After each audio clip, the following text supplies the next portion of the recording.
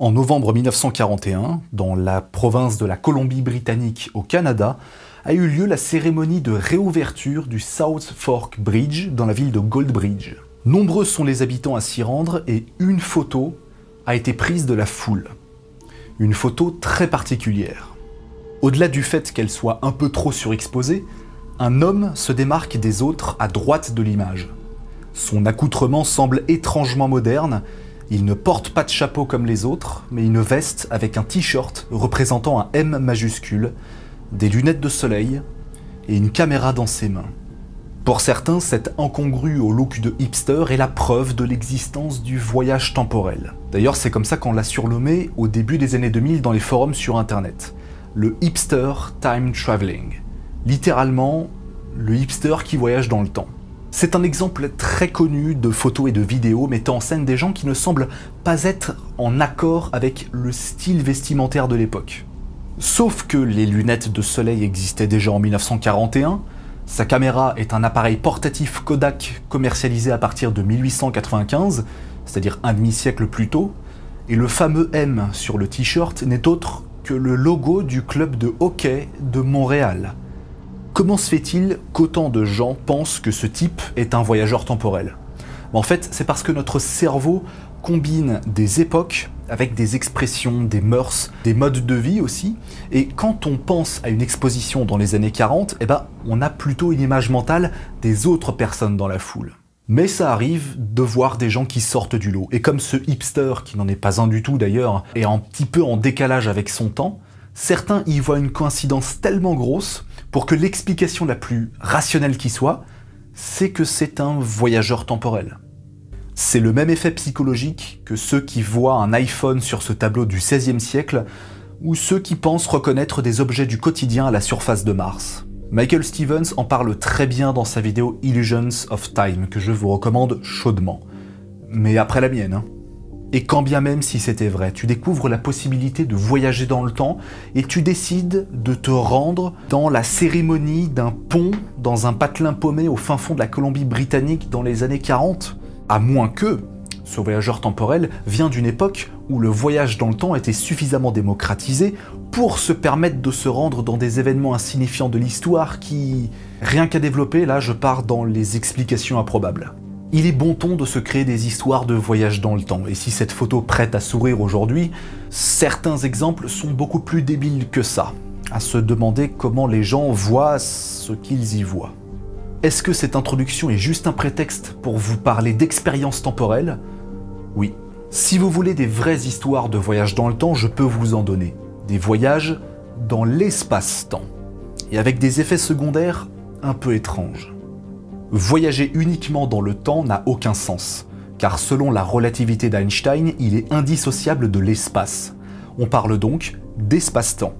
Revenir vers le passé de manière instantanée est strictement impossible, parce que ça nécessite de briser des dizaines de lois de la physique et de la thermodynamique. Si vous allez dans le passé, vous enlevez de la matière de notre univers, et par extension, de l'énergie, pour en ajouter dans l'espace-temps que vous voulez rejoindre.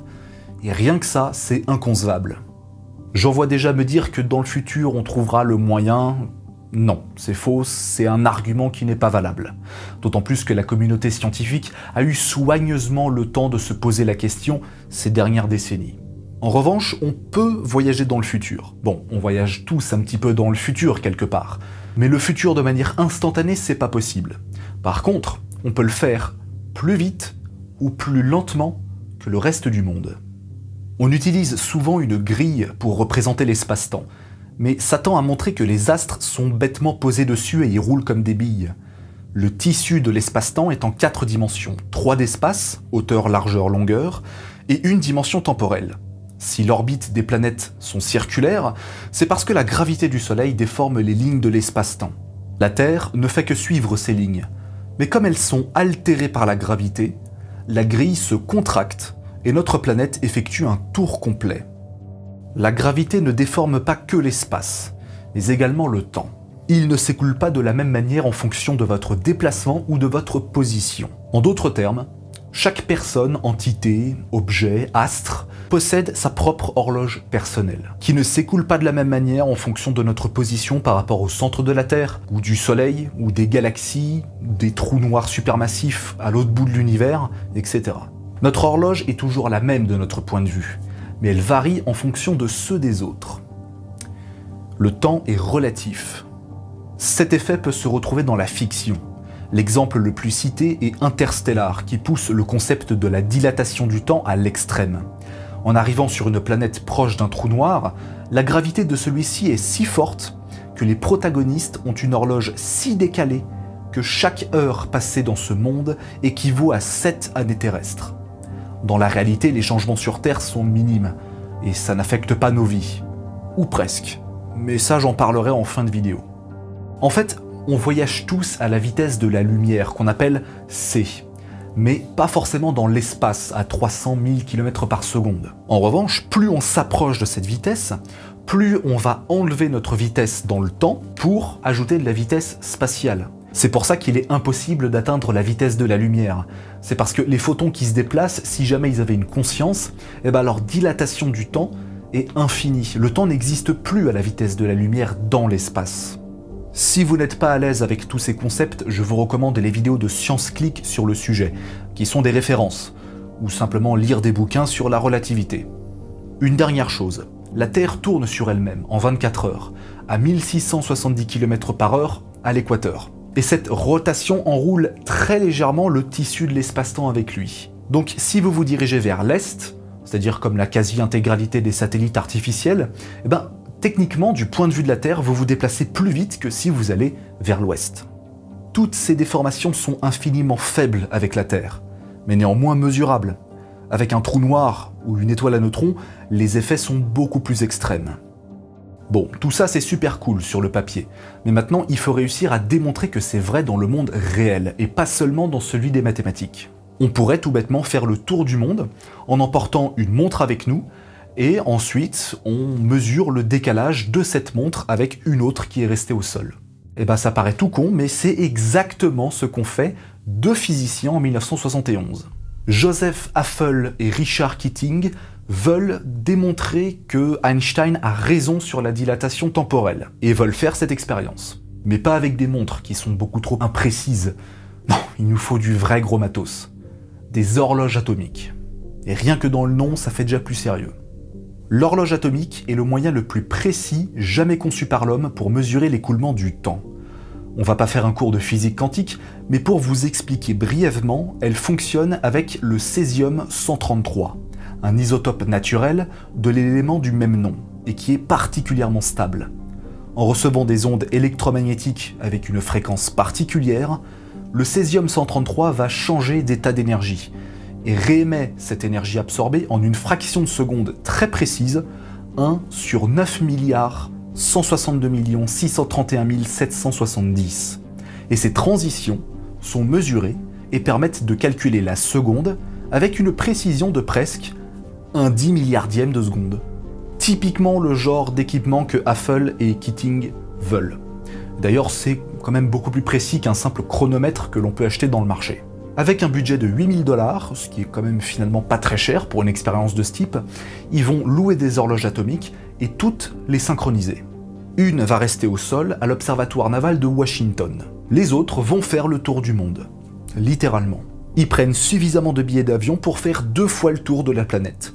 Une fois vers l'Est, donc dans le sens de rotation de la Terre, et l'autre fois vers l'Ouest. Le premier voyage se déroule du 4 au 7 octobre 1971 en 12 escales, d'ouest en est, dans le sens de la rotation de la Terre. Donc selon le référentiel terrestre, on va plus vite, et le tissu de l'espace-temps est très légèrement dévié dans cette direction. Le deuxième voyage est effectué dans le sens inverse, du 13 au 17 octobre, en 13 escales, donc de l'est à l'ouest, à contre-courant de la rotation de la Terre. La vitesse des avions est de toute façon toujours la même, parce qu'ils tournent avec l'atmosphère et la surface. Et au sol, tout comme dans les airs, on ne ressent pas la vélocité de la rotation de la Terre. Si vous pensez la ressentir, c'est juste de l'autosuggestion. Mais en allant vers l'ouest, du point de vue de la Terre, qui tourne, on parcourt le moins de trajets possible. Donc en allant vers l'ouest, on est un petit peu moins soumis à la gravité. Alan Moore, professeur de statistique et ami personnel de Joseph Haffel, a pu être témoin de l'expérience qui a duré une quinzaine de jours. Il témoigne que les deux compères avaient quelques difficultés à expliquer ce qu'ils trimballaient à l'avant d'un avion commercial avec des passagers lambda juste à côté d'eux. En même temps, quelles sont les chances de croiser deux physiciens en costard-cravate avec des horloges atomiques? Les résultats sont sans appel. Selon le point de vue de l'horloge qui est restée au sol à Washington, celle qui a fait le tour du monde à l'est, donc dans le sens de la rotation de la Terre, a un retard de 59 nanosecondes. Et celle qui a voyagé dans l'autre sens vers l'ouest a une avance de 273 nanosecondes. Et pour bien vérifier le tout, aucune désyncronisation des horloges n'est arrivée pendant l'expérience. Ce qui prouve que Einstein avait raison depuis 60 ans. Ce n'est évidemment pas perceptible pour l'être humain, mais c'est bel et bien vérifiable et calculable. Ces horloges, tout comme Haffel et Keating, ont voyagé plus vite et plus lentement en même temps que le reste du monde. Plusieurs expériences similaires ont été réalisées après coup pour vérifier les travaux de Haffel et Keating, et les résultats sont les mêmes, validant la relativité restreinte et générale. C'est aussi une démonstration physique du paradoxe des jumeaux. Cette expérience de pensée voit un des jumeaux partir dans un vaisseau spatial, traverser la galaxie, s'approcher d'un trou noir, puis revenir sur le plancher des vaches. En comparant le décalage avec l'autre jumeau resté sur Terre, celui qui a valdingué dans le cosmos a vieilli moins vite que son frère. Si vous décidiez de passer votre vie dans un avion et de traverser la Terre, faire le tour du monde et tout, vous allez avoir un décalage de plus en plus conséquent par rapport au reste du monde. Cette influence est réelle au point de motiver les agences spatiales à resynchroniser leur GPS, les satellites en orbite autour de la Terre, à partir de 1977. En effet, quand tu es en orbite à 36 000 km d'altitude, la dilatation du temps n'est pas la même que sur Terre. Les GPS doivent donc se resynchroniser régulièrement pour éviter un déraillage mondial. Même si on parle quand même de nanosecondes, encore une fois. L'astronaute Scott Kelly a passé une année entière dans l'espace à 400 km d'altitude à bord de l'ISS, qui fait le tour de notre planète en 1h30 avec une vitesse de croisière de 27 000 km/h. Lorsqu'il est revenu sur Terre, il était plus jeune de 5 millisecondes. Il n'a pas rajeuni, il a juste vieilli moins vite à cause des effets relativistes. Avouez que c'est quand même sacrément plus balèze que des théories loufoques invérifiables sur des possibles voyageurs temporels.